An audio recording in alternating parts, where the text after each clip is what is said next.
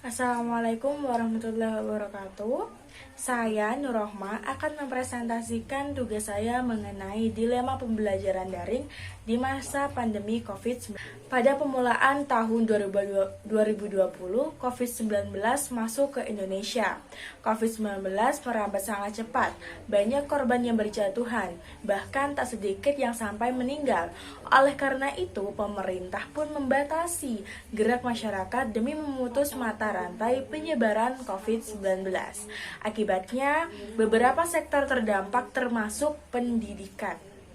Ya, sektor pendidikan. Para siswa dan guru dituntut untuk beradaptasi dengan pembelajaran secara daring.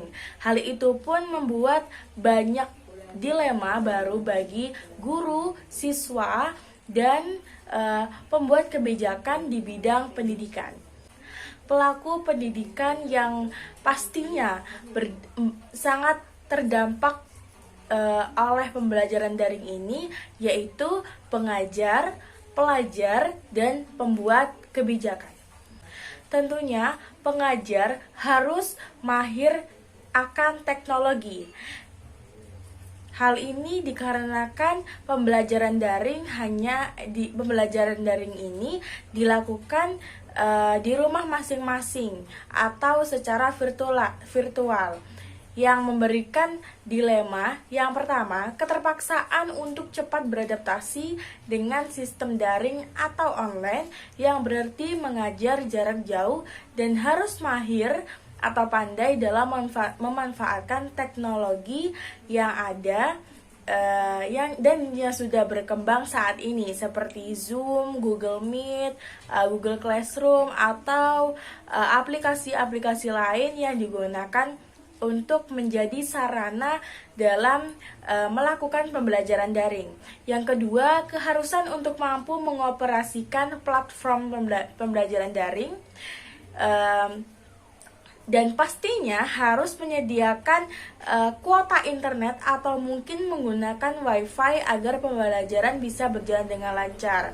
Yang kedua, keharusan untuk mampu mengoperasikan platform pembelajaran daring, ketersediaan ekonomi pasti dibutuhkan karena tentunya kuota internet atau wifi tidak bisa didapatkan secara gratis. Yang ketiga, pemahaman siswa pasti menjadi kesulitan atau masalah bagi pengajar. Gimana sih caranya pengajar memberikan materi yang mudah dipahami oleh siswa-siswanya atau mahasiswanya?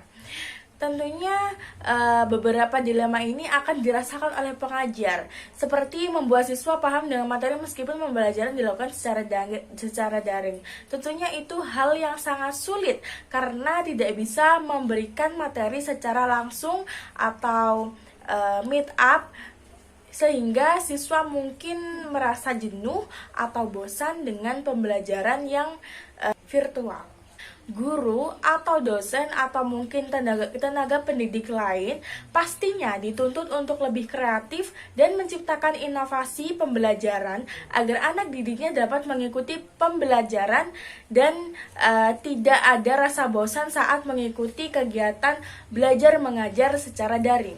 Yang kedua, dilema para pelajar, yaitu peserta didik, siswa, mahasiswa, dan semua para pelajar.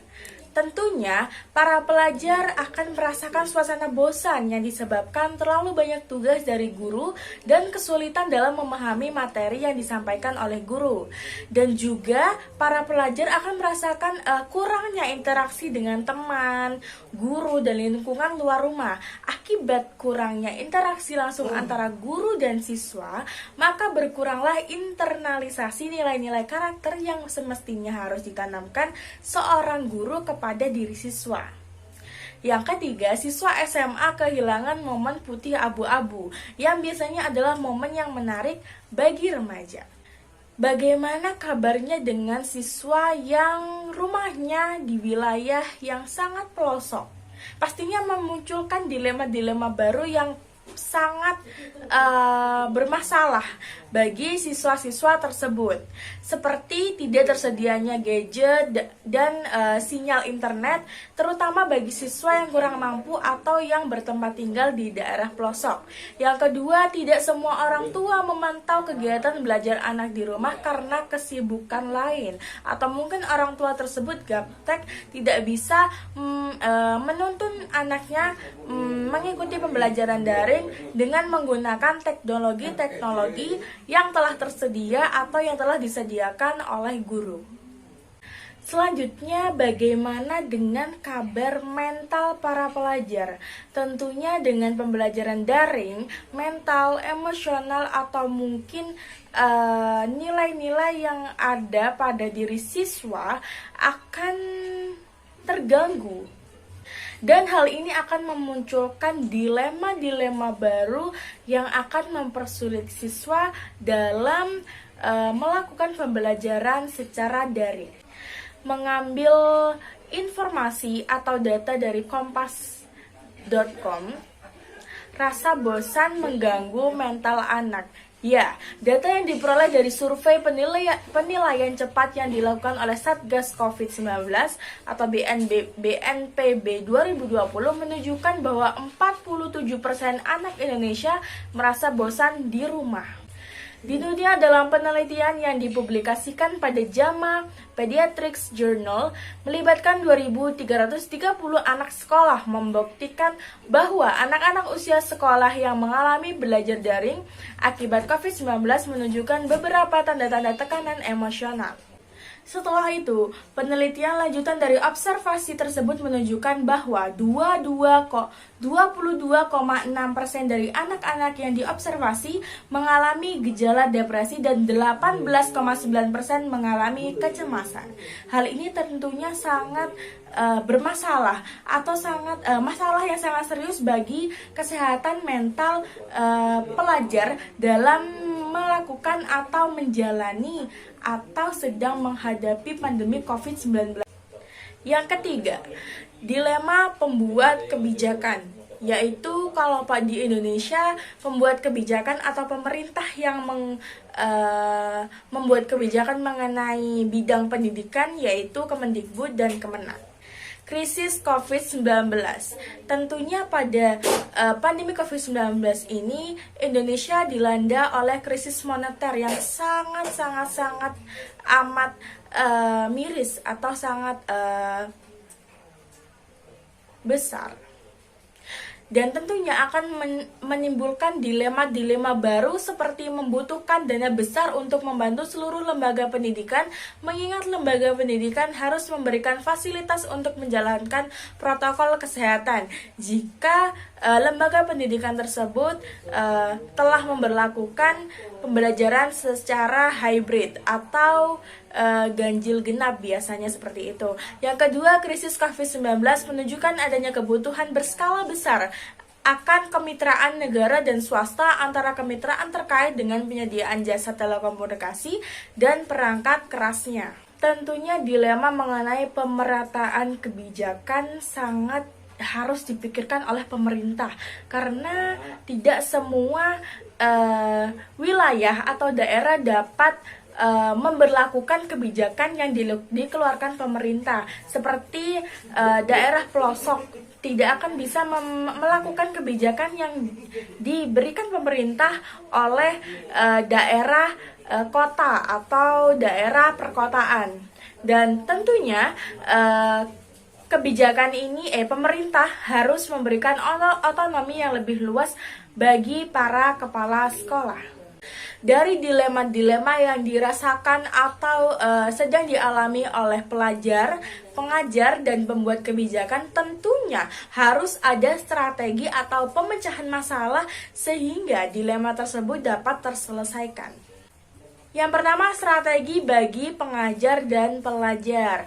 Tentunya perlu diadakannya pelatihan-pelatihan guru dan sosialisasi penggunaan platform pembelajaran online. Yang kedua, subsidi kuota untuk guru dan siswa harus lebih terasa di lapangan. Dan yang ketiga, orang tua, siswa, orang tua, guru, dan siswa harus lebih kompak demi mendapatkan pendidikan siswa yang lancar selama belajar di rumah. Selanjutnya, guru harus lebih kreatif dan inovatif sehingga siswa tidak bosan belajar di rumah. Lalu, siswa harus lebih bijak menggunakan kuota internet, utamakan mengerjakan tugas dibandingkan bersosial media. Yang artinya, siswa harus sangat-sangat pandai dalam memanajemen waktu, mana waktu untuk belajar, untuk mengerjakan tugas, untuk bermain, dan membantu orang tua mungkin. Bagi siswa yang tempat tinggalnya sering kesusahan untuk mencari sinyal, sebaiknya mencari tempat yang mudah untuk dijangkau jaringan atau sinyal. Hal ini untuk memudahkan pelajar dan pengajar dalam melakukan kegiatan belajar mengajar secara daring. Setelah itu tentunya para pembuat kebijakan atau pemerintah harus memiliki strategi yang dapat dijalankan agar dilema-dilema yang dirasakan bisa terselesaikan dan pembelajaran secara daring ini dapat efisien dan efektif bagi para pelajar di masa pandemi ini. Tentunya pemerintah membutuhkan strategi dan supervisi penggunaan BOS, meningkatkan kapasitas para kepala sekolah dan mengizinkan mereka untuk mendapatkan otonomi yang lebih luas di sekolah, serta memperlengkapi guru dengan keterampilan teknis dan non-teknis untuk pembelajaran jarak jauh.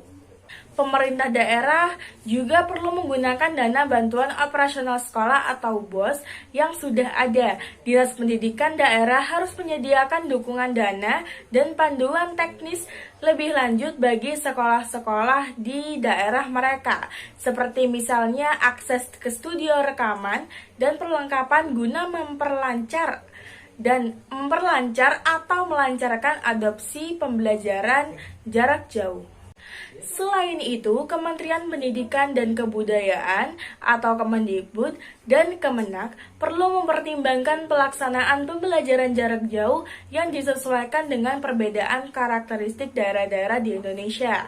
Pembelajaran jarak jauh menambah hambatan bagi para siswa yang sudah sulit untuk mengakses pendidikan, maka itu diversifikasi media penyampaian selain internet perlu dipertimbangkan oleh pemerintah.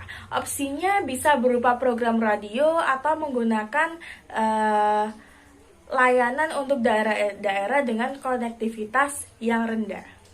Baik, terima kasih. Itulah presentasi yang dapat saya sampaikan. Atas kurang lebihnya saya mohon maaf. Wabillahi taufiq wal hidayah. Wassalamualaikum warahmatullahi wabarakatuh.